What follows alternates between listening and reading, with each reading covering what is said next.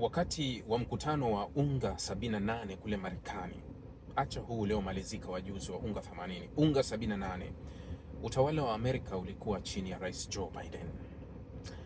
Mkutano wa UNGA 78 kule New York ulikwenda na taswira fulani ambayo najaribu kuunganisha picha na hiki kinachoendelea hivi sasa. Mkutano ule huwakutanisha viongozi mbalimbali wa dunia. Mkutano wa UNGA ni mkutano mkuu wa Umoja wa Mataifa. Kwa hiyo viongozi mbalimbali duniani huhudhuria wa kila mwaka. Sasa wa 78 katika viongozi waliohudhuria alikuwa ni Waziri Mkuu wa Israeli Benjamin Netanyahu, alikuwepo Rais wa Ukraine Volodymyr Zelensky. Katika utawala wa Joe Biden, Zelensky alikuwa ni raia namba 1. Yaani alikuwa na nafasi nzuri kwa serikali ya Amerika kuzidi Israeli au kuzidi waziri mkuu wa Israeli. Wakati huo waziri mkuu wa Israeli hakuwa akifahamiana na Biden, walikuwa hawaelewani. Sasa katika mkutano wa UNGA 78 uliofanyika kule New York, baada ya kuhutubia viongozi, bwana Biden aliamua kuondoka au kumwalika bwana Zelensky kule White House, Washington, ambako alikwenda naye, na Netanyahu hakualikwa White House, akapanda ndege na kurejea kwao Israeli. Vyombo vya habari vikazidi kuzungumza vilivyoyazungumza na kutoa tathmini ya kuwa Wademokrati wanazidi kuwa mbali zaidi kufungamana na Waisraeli. Haikuwa ishara nzuri sana kwa Israeli wakati huo kuhisi kuwa sasa Marekani wamekuwa wakijaribu kukaa mbali nao kwa nafasi moja au nyingine. Nazungumza 2025, muda huu viongozi wote wawili, bwana Zelensky na Netanyahu, wako Marekani. Wako Marekani kwa mwaliko wa Rais Donald Trump. Netanyahu anakwenda katika ziara yake ya 5 au ya 6 tangu Trump apishwe. Anakuwa ni kiongozi wa kwanza ambaye amemtembelea zaidi bwana Trump toka amekula kiapo kwa mara ya pili. Ndege ya Netanyahu ilisafiri jana kutoka Tel Aviv ikipitia kwenye anga ambayo inaleta gumzo. Anga ya nchi mwanachama wa mahakama ya ICC Ugiriki, nchi mwanachama wa mkataba wa Rome Italia yenyewe imepita kwenye anga ya Palermo, imepita kwenye anga ya Ufaransa kuelekea Marekani bila hatua zozote kuchukuliwa na hizi nchi. Huo ndio ulimwengu ulivyo. Sasa hawa viongozi wote wawili wako Marekani. Mkutano wa waandishi wa habari jana kati ya Donald Trump pamoja na bwana Zelensky, ambapo alizungumza na vyombo vya habari kadhaa katika mkutano ambao ulifanyika kule Mar-a-Lago, Florida. Kuna kitu ambacho kinazidi kubadilika kwa Marekani na vitu vinakwenda tofauti. Ni tofauti kabisa na tawala nyingi ambazo kwa wale wafuatiliaji wanagundua. Marekani iko chini ya Donald Trump ambaye anaiendesha kwa utashi wake. Anauona. Huo ndio umekuwa utashi wake. Na huu ni utashi wake wa wazi. Kikao cha kazi cha serikali amekifanyia kwenye nyumba yake binafsi Mar-a-Lago, Florida, bwana Donald Trump. Yote kujaribu kuweka hadhi au kujaribu kuionyesha. Unajua, kabla ya kuwa rais hakuna mtu alifahamu Mar-a-Lago au alikuwa hajui. Kwa hiyo Trump amekuwa akijaribu kunyanyua status yake kuwa kubwa zaidi kupitia nafasi ya urais, kama vile ambavyo amekuwa akijifaidisha urais na nafasi ya Amerika na utajiri wa familia yake, ambapo miezi 11 tu ya kuwa madarakani Donald Trump, utajiri wake umeongezeka kwa zaidi ya 40% toka ule aliokuwa nao wakati anakula kiapo kwa mara ya pili. Kwa hiyo unaweza kuona kuwa sambamba na urais unaenda sambamba na utajiri ambao umekuwa ukienda naye kwa pamoja. Wamezungumza kuhusu mwelekeo wa vita. Amekuwa akijaribu kutaja pasenti. Wanasema 90%, 95% tumekubaliana baadhi ya vitu kuhusu mgogoro wa Urusi na Ukraine. Hapa sitozungumza sana la Israeli kwa sababu mkutano na Netanyahu ndio leo utakuwa wataendelea. Nitakuja kulizungumza hapo baada ya mkutano. Nataka kuzungumza sasa walioyazungumza yeye na bwana Zelensky katika mwelekeo ule ambao tunakuwa tunaaminishwa kuwa wakwenda kumaliza mzozo. Ukweli ulio wazi, kama wewe ni mfuatiliaji wa mambo yanavyoenda duniani, Ukijipa muda, nenda kasikilize tena mazungumzo na wanahabari na maswali yaliyoulizwa na wanahabari katika mkutano wa Donald Trump na bwana Zelensky, utapata jibu kuwa yale tunayoambiwa au yale Trump anachotuaminisha yeye na mwenzake bwana Zelensky kuhusu makubaliano ya Urusi na Ukraine bado wako mbali, bado wako mbali. Anasema tumefikia makubaliano juu ya 90%, juu ya 90%. Mara anasema mimi sio mjuzi sana wa asilimia, lakini tuna mazungumzo mazuri sana. Katika hayo anasema kuna masuala bado yametupa ugumu, masuala ya ardhi, Ukraine kujiondoa, masuala ya kinu cha nyuklia cha Zaporizhia.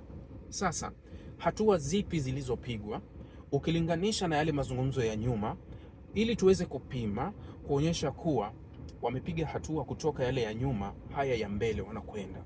Utaona jibu kuwa ni wako pale pale, ni kubadilisha hadithi.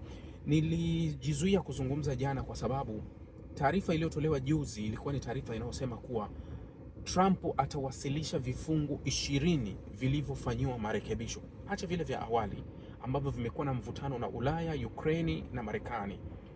Anasema analeta vifungu vipya 20, yani vilivyofanyiwa marekebisho ambavyo ndio vinaenda kutoa suluhu kamili.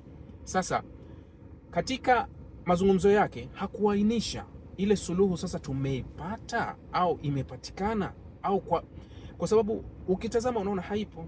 Anachokizungumza Trump hakipo. Maana yake kuwa hakuna jipya kwenye haya mazungumzo ambayo tumekuwa tukiyategemea. Yaani kuwa Trump amekuwa kuzungumza na Zelensky, na mara hii Zelensky amekwenda peke yake. Lakini mwanzoni wa mazungumzo ambayo Trump kabla hajaanza kuongea na wanahabari, anasema kuwa tumezungumza na viongozi wote wakubwa wa Ulaya, akiwataja majina kina Meloni, akiwataja kina Macron, akiwataja kina Merz na viongozi wengine. Yani amewataja baadhi ya viongozi wa Poland, viongozi wa Finland na viongozi wengine amewataja majina kuwa tulizungumza awali. Baada ya kuzungumza tumekubaliana vitu vingi na kuafikiana vitu vingi, ndio akaanza kuendelea na mazungumzo. Yani kuwa wamezungumza na wamepiga, wanaonekana hatua nzuri. Sasa ukitaka kujua nini kinachoendelea kwenye mgogoro wa Urusi na Ukraine, rudi ndani ya Urusi uanze kupata taarifa kamili za Urusi na yale wanayoyazungumza.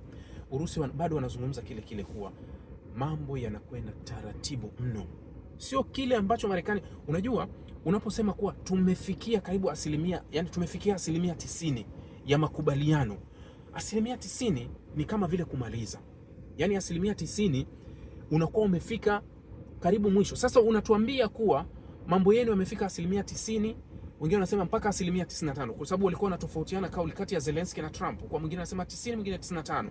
Yaani unaposema kuwa tumefika kwa 90, 95, halafu unatuletea yale yote muhimu ambayo yalikuwa yanasumbua, hamjafikia mwafaka. Mmefikaje 90? Kuhusu ile eneo la kujiondoa bado hamjafikia mwafaka, Ukraine kujiondoa. Kuhusu kufikia kuweka dhamana ya usalama hamjafikia mwafaka.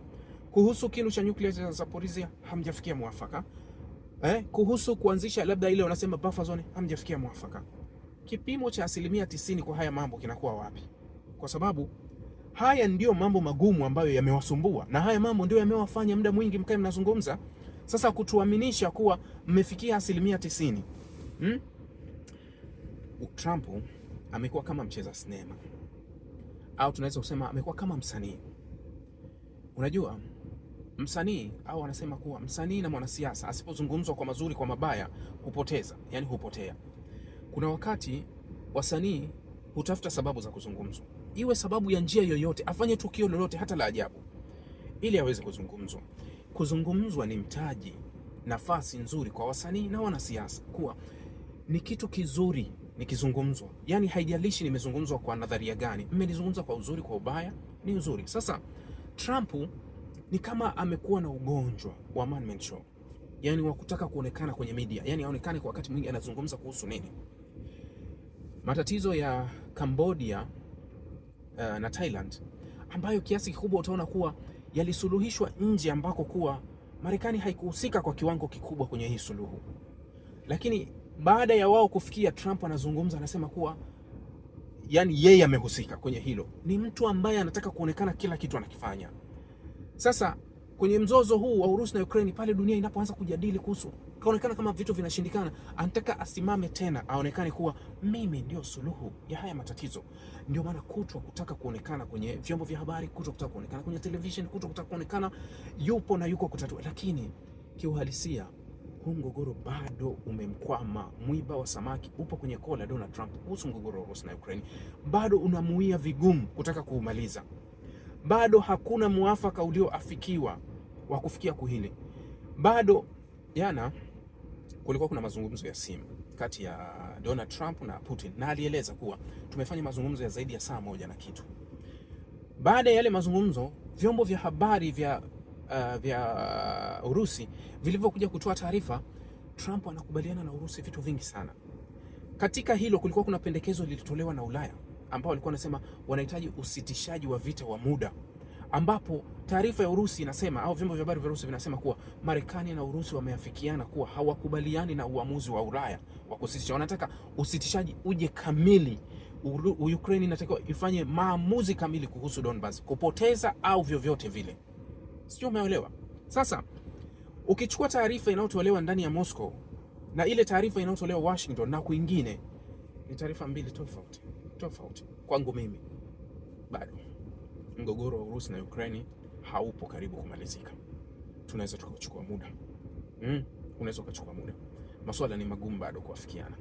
Haya mahopo anayotupa Trump ni hope tu za kutaka kuonekana kuwa yupo, lakini kiuhalisia bado mgogoro haujafika mwafaka. Jamani, asanteni.